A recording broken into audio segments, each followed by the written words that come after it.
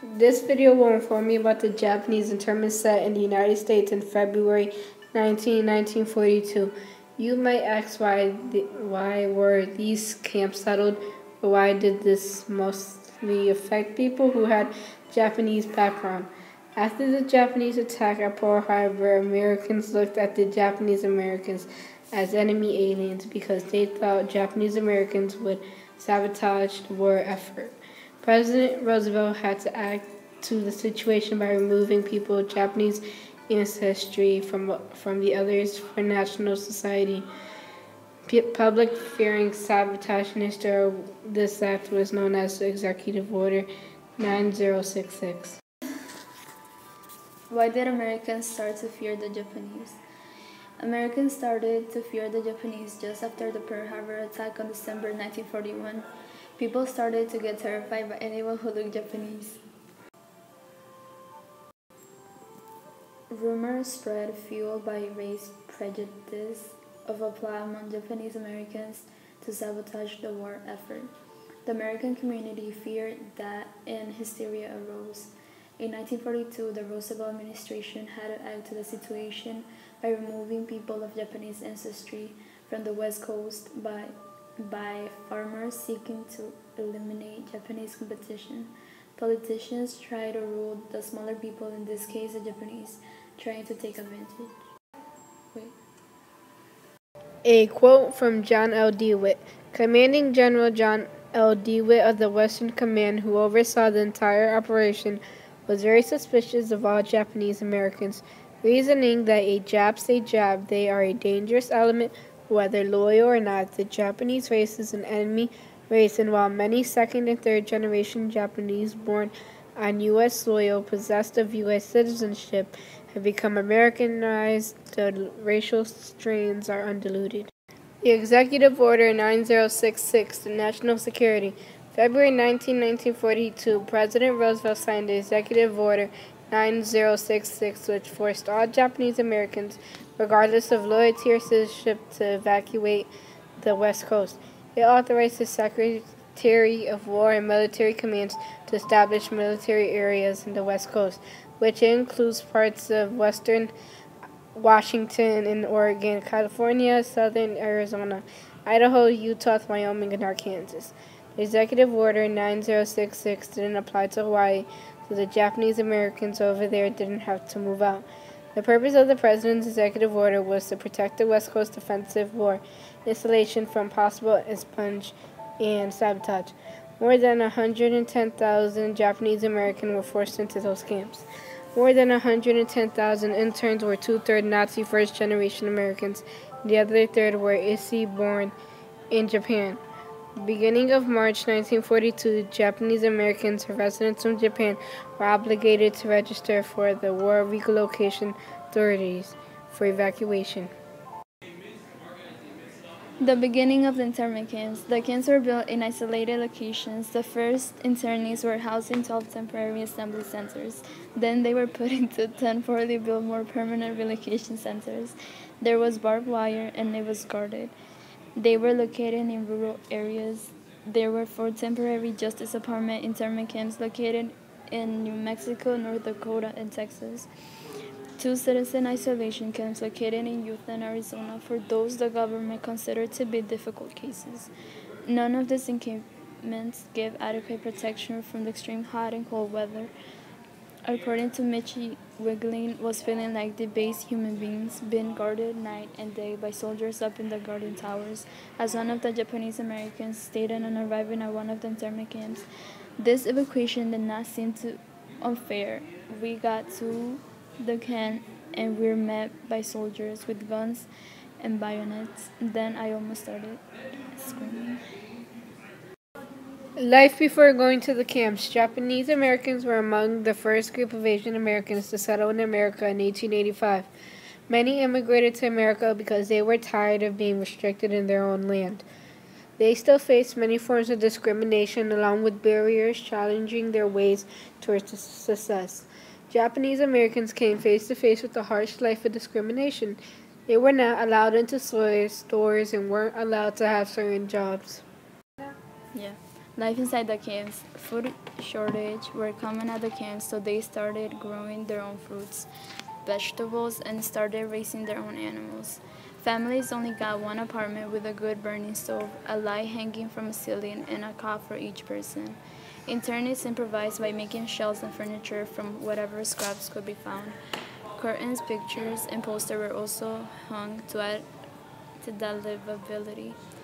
Thousands of internees were employed in and around a camp to keep it largely self-sufficient. Typical employees worked 44 hours a week and were paid from $12 to $19 per month. Each internee also received a small monthly allowance to purchase clothing. Free medical and dental care were provided to the internees in the camps. Infants and nursing mothers received special medical services. Residents requesting special medical treatments or procedures that were not available at the centers were required to pay for the services.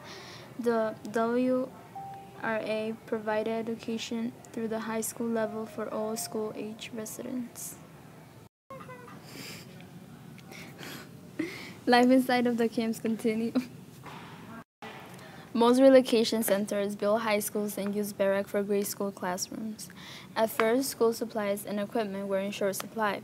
Later on, internees and people from churches and relief agencies built or donated desks, bookshelves, books, maps, or related items.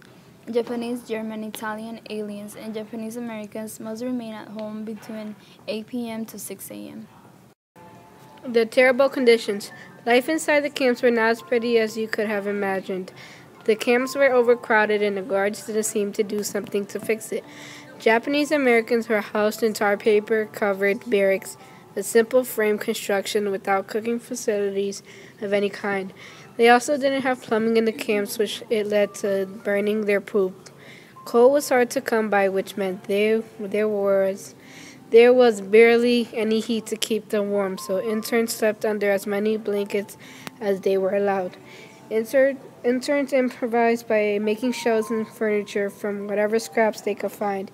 Curtains, pictures, and posters were hung to add livability and to make themselves feel at home, and to forget about these conditions and learn to live with it. How it affected the Japanese Americans in the armed forces. All Japanese Americans men of draft age, except those already in the armed forces, were classified as 4-C. 4-C meaning our enemy aliens forbidden to serve their country. Early 1943, President Roosevelt authorized the enlistment of Japanese Americans men into the U.S. Armed Forces. They were permitted to form a special segregated infantry outfit known as the 442nd Infantry Regimental Combat Team. Since Japanese Americans living in Japan weren't locked up, recruiting exceeded all expectations. When the Army asked for 1,500 volunteers, about 10,000 turned up at recruiting offices. Japanese living in Hawaii were recruited into the army and were not sent to camps. They had two options, either to serve the army, frontline duty, or to be called disloyal. Among the new recruits was Daniel Inoue, an 18-year-old pre-med student from Honolulu. I was angered to realize that my government felt that I was disloyal and part of the enemy, an enemy alien.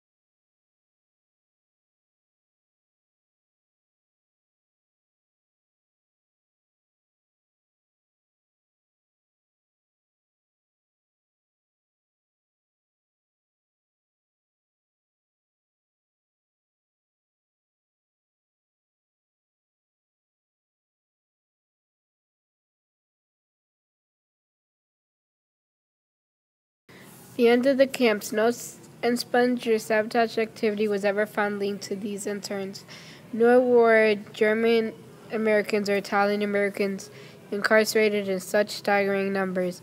On January 2nd, 1945, the executive order is repealed, 8 months before Japan surrenders.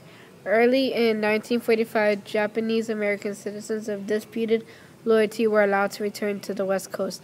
Not until March 1946 was the last camp closed. A federal commission in 1982 recognized that much of the motivation for the internment had been based on racial prejudice and the hysteria of the war years. In 1988, Congress awarded restitution payments of $20,000 to each survivor of the camps. It is estimated that about 73,000 people will eventually receive compensation for the violation of their liberties.